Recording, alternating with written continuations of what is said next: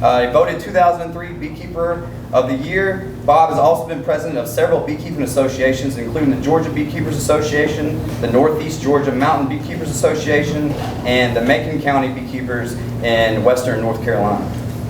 So we do ask that you respect Bob by not having individual conversations while he's speaking, as it can hinder the others from being able to hear him. We also ask that you refrain from questions while Bob is speaking until after he is finished, and we will then open a Q&A before our raffle drawing. So we thank you very much for your respect and understanding, and now let us begin. Give a big Beekeepers in Madison County to Bob.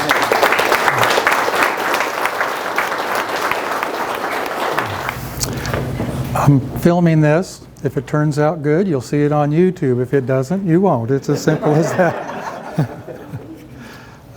40 years ago, 1981, is the year I got involved in beekeeping, and I purchased 8 colonies, and right away that summer split them into quite a few more, up to 35.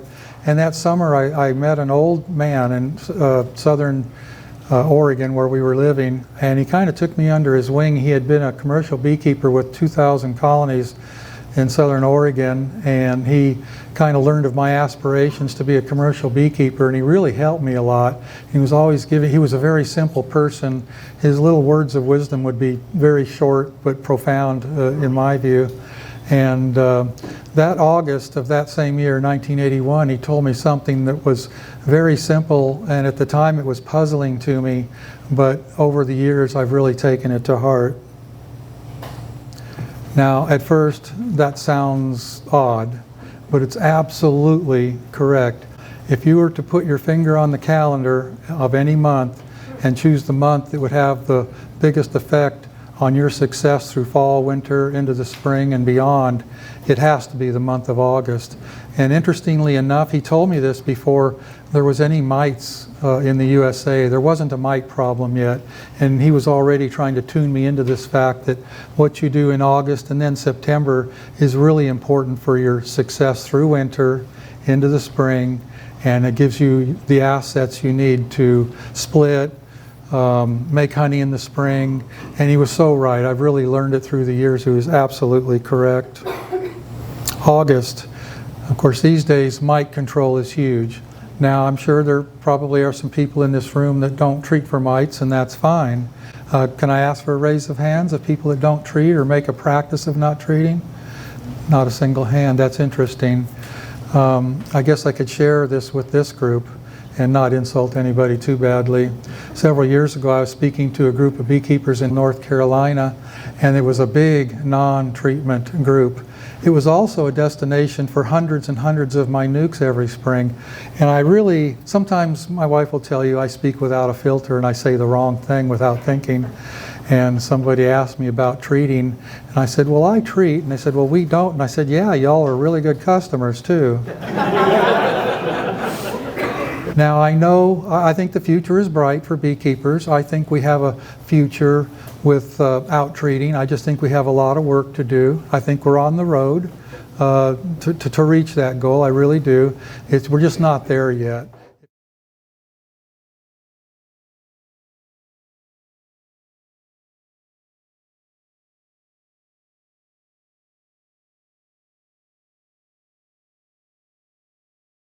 Feeding, anybody that watches my YouTube videos, I have a YouTube channel for those of you that don't know. It's really simple. Just go to YouTube and type in my name, which is Bob Binnie. My last name spelling is important. It's B-I-N-N-I-E. I'm not related to Jack Binnie, which is spelled completely different. Now the younger people are here going, who's Jack Binnie? Jack Binnie, by the way, is one of my favorite comedians. Even today I can watch him. I think he's great. We have a lot of YouTube videos on feeding and the chemistry about feeding. And Lewis Bartlett, who just showed up in my last video, I found out has done a lot of research on what happens with sugar syrup when it's fed to bees. So in the future, I hope to have a lot of that coming out, a lot of chemistry about sugar syrup and feeding. I think August is the time to start feeding. I believe that you need to You feed thin sucrose syrup, just as if you had a nectar flow coming in. A lot of people don't know that nectar is primarily sucrose, and when you feed sucrose, by the way, that's cane sugar, just like the stuff you buy at Walmart. We make our own syrup, and the bees do wonderful on it. When you hear people talk about feeding bees makes them lazy, sickly, you know, all of this stuff, it's really hogwash. There's nothing to that. Now, you have to be mindful of the fact that there's more than one types of sugar. If you're feeding high fructose corn syrup, there is an issue there. But with sucrose syrup, it's really almost a 100% non-issue. Bees love it. They do well on it. They overwinter well on it. I like to feed it in such a way that the bees are treating it as fresh incoming nectar. I'll hit upon that just a little bit. When you feed thin sucrose, meaning 1-to-1 or thinner, like as if it was nectar coming in, the bees actually will put the enzymes in that sugar syrup just like they would as if it was incoming nectar.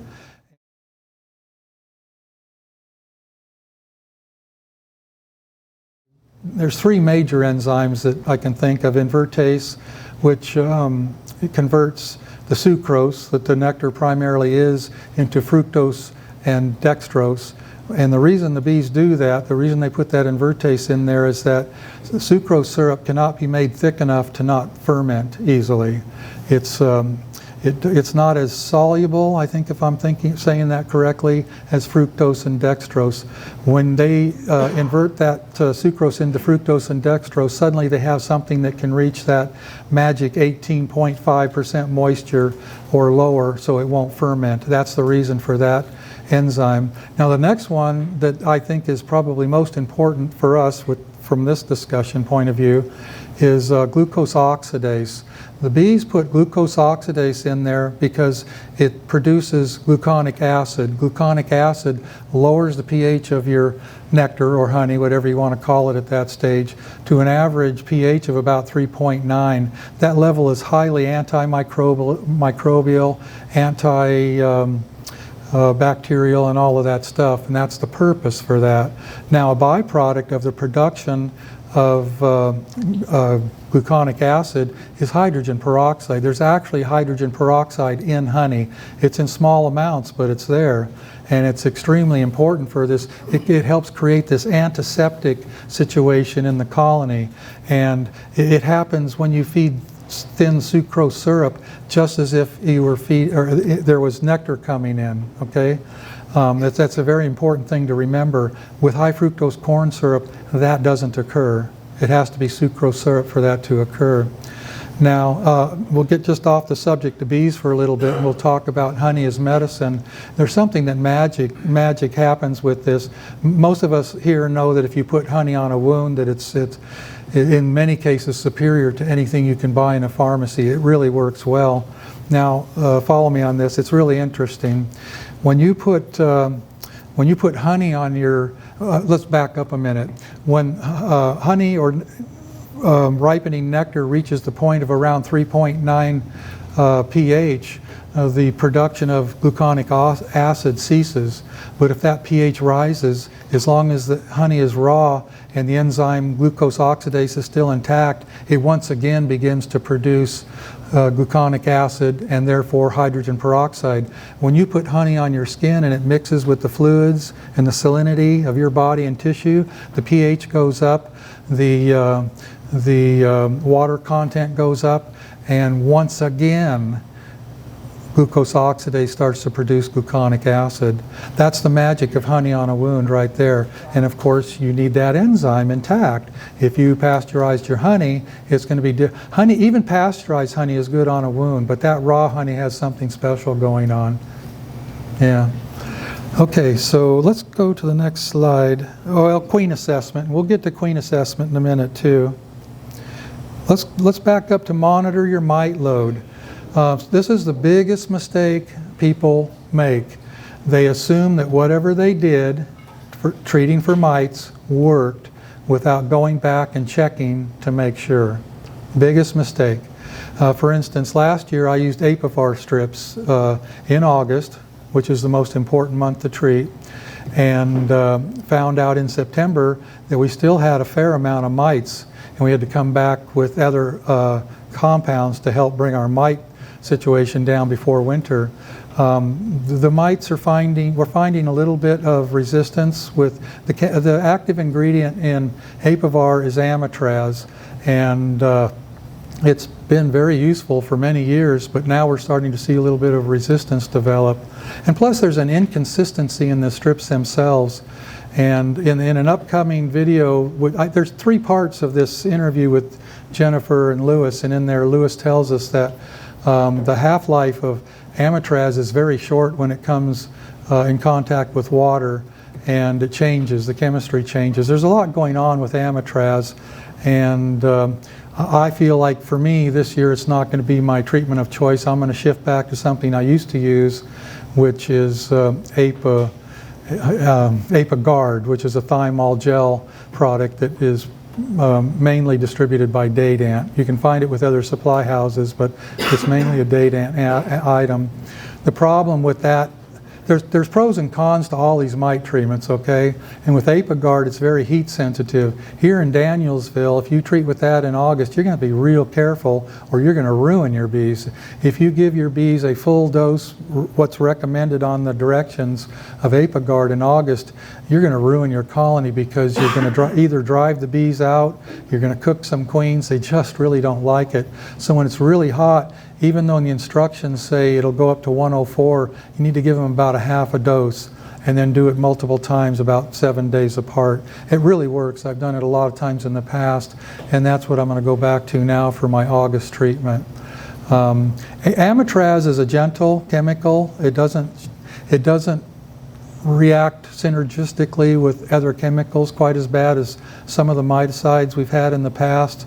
Now, if you interchange your mite treatments, you'll give some of these compounds a lot longer life before the mites become resistant to them, so keep that in mind too. It's good to shift. Don't keep using the same thing over and over and over.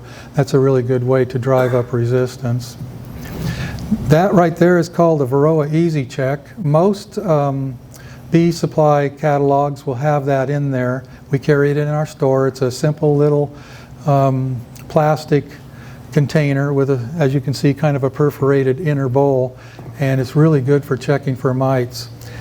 Those are mites that you see on the bottom of that thing, and those are a bunch of mites. If you see a mite level like that, you need to figure out what you're going to do real fast because you're on the fast track for crashing. These days they're trying to suggest that a 1% infestation is probably the economic threshold, and that anything over that you're going to start seeing trouble. Mites are vectors for disease and mainly viruses. A lot of viruses are already in our colony, but when the mites get involved, it creates, it kind of, I don't know what the right word is, it just heightens that situation. I once heard a speaker say something that sounds kind of colorful and perhaps gross, but he says, a mite hanging on a bee is a lot like a rat hanging on us. Just think of the disease and the problems that are going on with a situation like that.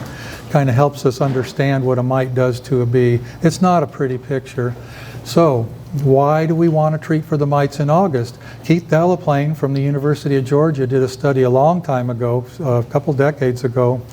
What they did was they treated mites at different times of the year, and then measured the bees in the spring to see how many bees they had and how big the colony was. And the best time of year for the best scenario in the spring was actually the 1st of August. Now, why would that be?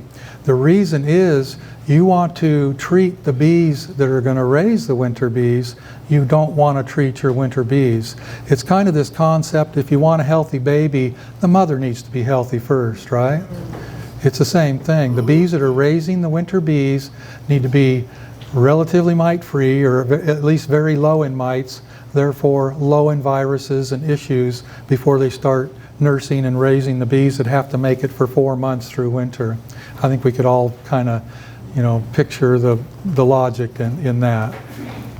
1st of August, first week in August in Danielsville, I'd say there's nothing wrong with the end of July. Right now, honestly, is the time. It really is.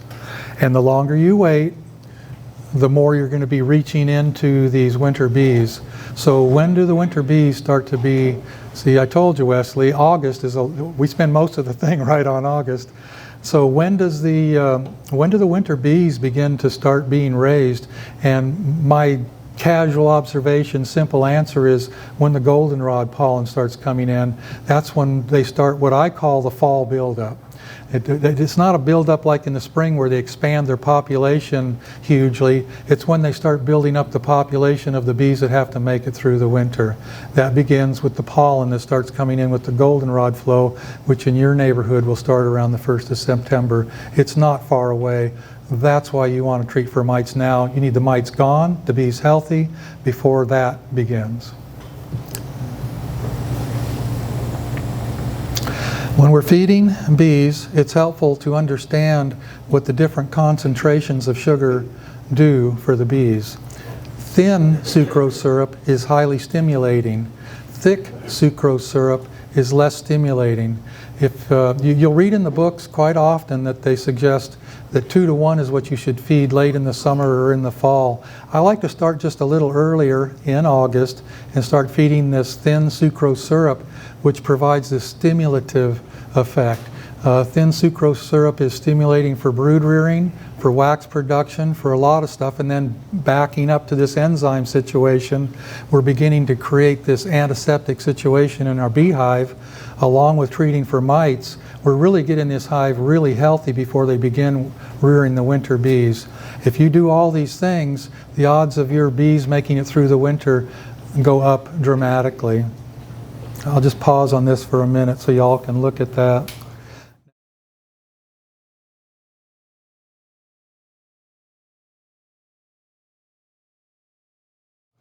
Now if your colony if it's getting late in the season, say it's late October and your bees just don't have enough weight on it, that's the time when 2 to 1 is okay. You need to get the job done and you need to get it done quick. I don't like to be feeding sugar syrup late in the season because I don't want the winter bees having to do that work of processing the incoming sugar syrup. It's best to get it done and over at least by the middle of October. The 1st of October would probably be better. So, requeening, back to this checking on your queens before you go into winter, queen management, let's call it. If you, let's see, how do I explain this properly? Queens are middle-aged by the time they're 1.5 years old.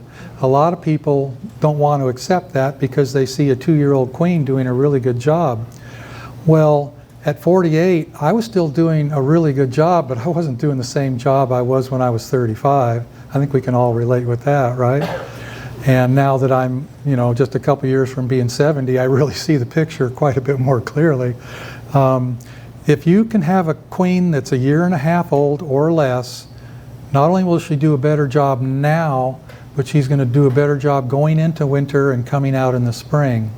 So let's back up and do a little math. Let's say you requeen in April or May, pick a spring month. She goes through the season.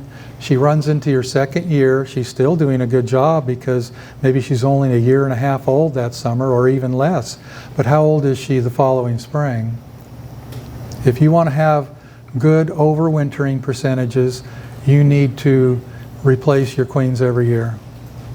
Now, that's one strategy. Another strategy is simply to accept the fact that you have more failure and not perfect colonies in the spring if you choose not to requeen. That's legitimate. There's a lot of big commercial beekeepers that do it exactly like that.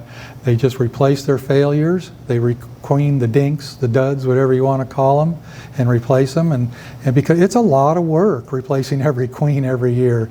That's the path I choose to go because I want really good colonies in the spring for making nukes and packages, which we do a lot of. And then going into April and May when the honey production starts, I can look across the yard and in most cases point to you the queens that are 2 years old because they're the ones that have 1 or 2 less supers than the others. So what would be the advantage to requeening in the fall?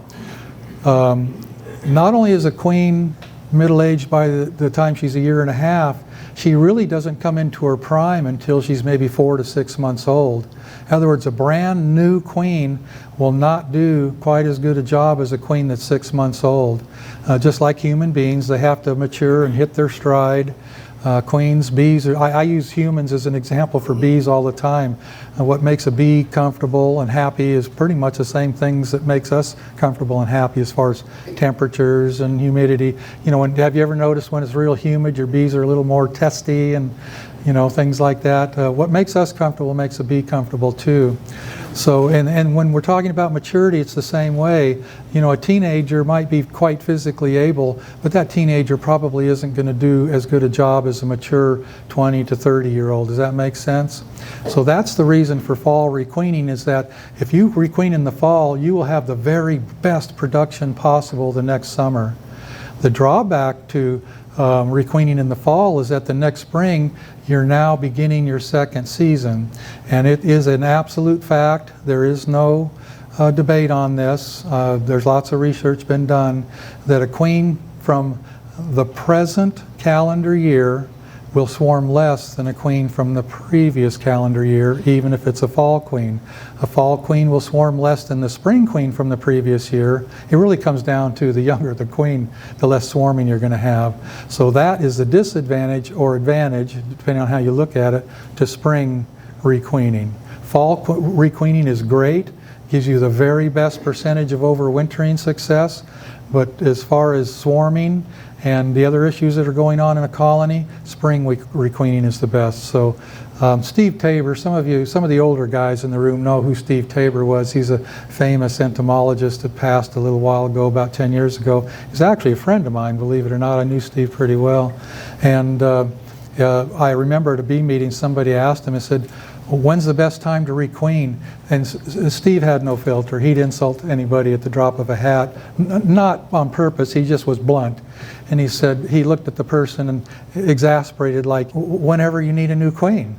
Well, he was kind of right. You know, I mean, if your queen's failing, now's the time to requeen, okay?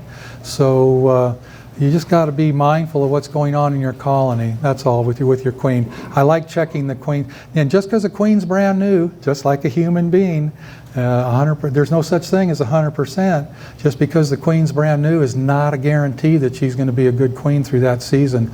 We replace a fair amount of queens in the same calendar year that queen was raised. Maybe 1 out of 15, 1 out of 10. If she's not doing a good job, we get rid of her. Why wait? Bad queens almost always do not get better. We're still on September. See, I told you it takes a while, Wesley. That's okay. I told him to warn me when we get going too far. Just raise your hand and I'll make it fast. I can go on and on with this stuff. September, simple. Finish mite assessment and treatments. Continue feeding if needed. October, final feeding if needed. That's the month you want to make sure the job's done. Don't go into November if you can help it. Obviously, if the colony is starving, I fed at Thanksgiving because I had to. I mean, you do what you got to do. You know, if your cart's in a ditch, you do what you got to do, right? So, but in November, you really want the bees to start settling down for winter and just be quiet, no work to do, just chill, so to speak. There's kind of a well-known saying among beekeepers that says, take your winter loss in the fall. If you see 2 colonies that are too weak, in your opinion, to make it through winter, if you kill the queen in one and bring them together, you know, odds are you might have something that makes it through the winter when they were 2 separate colonies, maybe they wouldn't have. November and December, take a break, or, in my view, this is absolutely the perfect time to do oxalic acid vaporization. Oxalic acid vaporization works best on bees that don't have brood. In other words, if they're broodless, that's when you'll get the best effect. The reason is oxalic acid vaporization only kills the mites that are on the bees, and at any given time, 3/4 of the mites are in the sealed brood. So if you have no sealed brood and the mites are all on the bees, there you go. And there's a little misinformation out there about oxalic acid vaporization, and we're talking a lot about that in these videos. The one video that came out already and the 2 that are coming up from University of Georgia with Jennifer and Lewis about recommended dosages. Up until just very recently, the recommended dose for oxalic acid vaporization was 1 gram per box, and we're finding out that's just too low. It works a little, but it works so much better if you give them 2 grams per box. So I believe in the near future that's going to be the recommended and approved dosage, is 2 grams per box. If you have double deeps, you're using 4 grams, and you use it when they're broodless in late November and early December. Now down here in Danielsville, that's a pretty short window. You go farther south, there's no window at all. Up in the mountains, we got 3 or 4 weeks. And you're shooting for the perfect temperature for vaporization is between 42 and 48. You don't want the bees to be tightly clustered so the vapors penetrate the cluster, but you don't want it to be so warm that they're flying. And that window is between 42 and 48 degrees. If you go too cold, the bees are too tightly clustered and you don't get quite the effect that you would if you did it just a little bit warmer. January, stay warm and prep equipment. Now that just sounds real simple and easy, right? How many people in here have gotten into their bees in April and said, man, I don't have enough equipment. I did not do enough work last winter. I am not ready. Well, January is the time to think ahead. I say that, it's really easy for me to say, and we work like the Dickens every January and February. There's not a year that has gone by in all my beekeeping career that I didn't enter summer wishing I have done more in the winter. Every year. Winter projects. We're still looking at winter projects from last winter. Hopefully we'll get them done this year. February, check colonies for stores. Check for queen rightedness. Now this is a big deal. Your maple pollen starts flowing here, I presume, around early February, late January, maybe. The most stimulating thing for brood rearing is a fresh pollen flow. It's even more stimulating than incoming nectar or sugar syrup. When that maple flow starts, if you don't have a laying queen, if you don't have brood in your colony, you either have no queen or a very bad queen. That would be a good time to combine the colony that may still have some bees in it with something that's queen right and get the benefit of those bees before they perish. So also check for stores, because the most common month for starving to death is just coming next, and that is the month of March. More bees starve in March than any other month of the year because they're getting into high gear for brood rearing and they're using a tremendous amount of food. This colony that had 6 full deep frames of food just a month ago suddenly can be looking like they're out of food. So you really got to watch in February and make sure you don't enter March with low food stores. You get 2 weeks of rain, can't get to your bees, and suddenly you have a starved colony. March, and most of us know what this means. By the way, the lower picture there, those are hatched queen cells. If you see that, just put it back together. You don't need to figure that out. You've got a virgin queen running around, hopefully. Just put it back together.